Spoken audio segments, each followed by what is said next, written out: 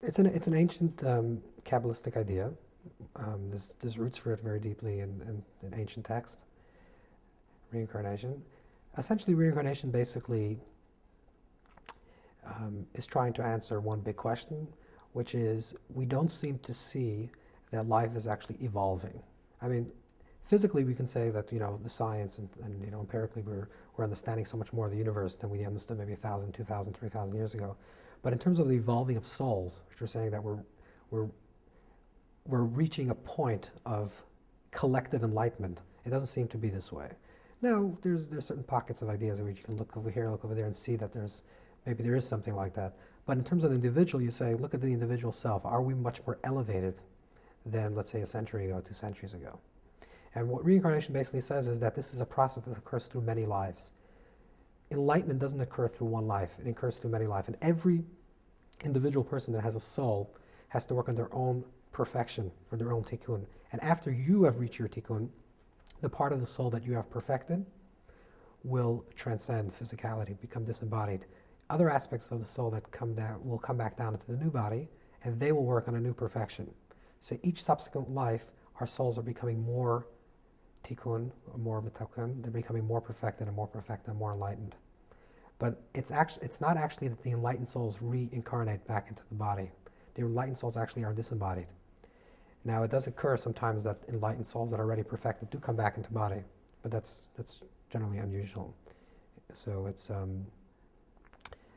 one thing. I think another important thing about reincarnation, why it is important, is it basically says that every person has a particular tikkun. Everyone has a particular task in life. Now, just like we have different bodies, everyone looks differently, we have a different genetic pattern, it also means that spiritually we have a different level of soul. And the soul is particularized to each individual person. Every person has a distinct mission and purpose in their life. And that's why we have particular bodies and we're born at particular times in particular places, because we have a distinct level, a distinct thing to contribute to this universe and contribute to ourselves. And the way we actually work that is through overcoming our negative tendencies and channeling our positive tendencies. We're all created with certain, even natural or metaphysical inclinations. We're attracted to positive things and attracted to certain negative things.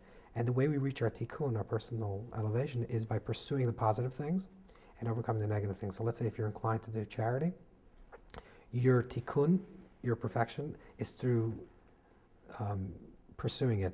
If you're inclined to become angry, your tikkun is actually by overcoming the anger. So this gives you a certain hint to what your specific purpose is, not the details, but actually your general purpose. What is my purpose in this universe? In specific, is actually to work on these aspects of myself that I'm challenged and to overcome them. If you really understand deeply what life's about, and certainly Kabbalistically, if you have a Kabbalistic point of view of life, which essentially is you see everything as a manifestation of the Creator, of the light. That's the light, and the light is being revealed in many different vessels. So there's there's no such thing as a coincidence, because everything is revealing the light, and everything is really interconnected and has meaning and has purpose. Now, it doesn't mean that we always understand its purpose, and just because we see a connection between events doesn't mean that we have to follow it. You meet someone, this single guy goes into a bar and meets this woman and says, "Oh, this is divinely orchestrated. Obviously, I have to marry this person." Not necessarily. I mean, just because you see some coherence of events doesn't necessarily mean you have to follow it.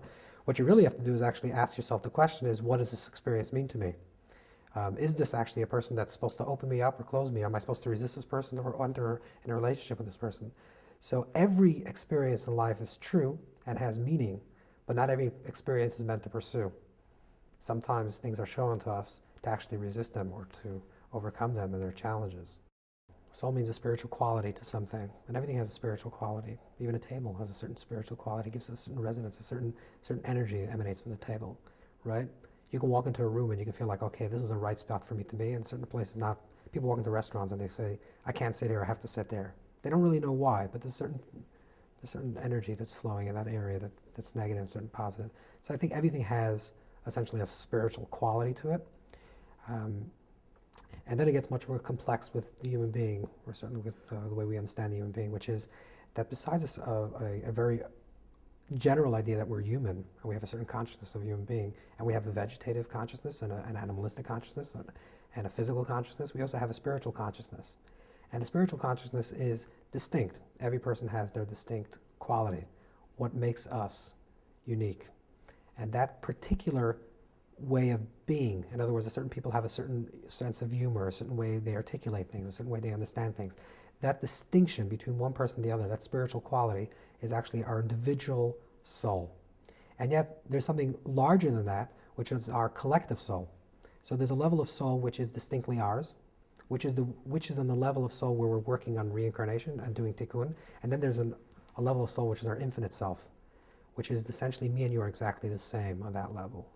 So, I'll give you an example. Someone was walking down the street and they see a fire, and they run into the fire to save someone that they don't know. They don't even know the person.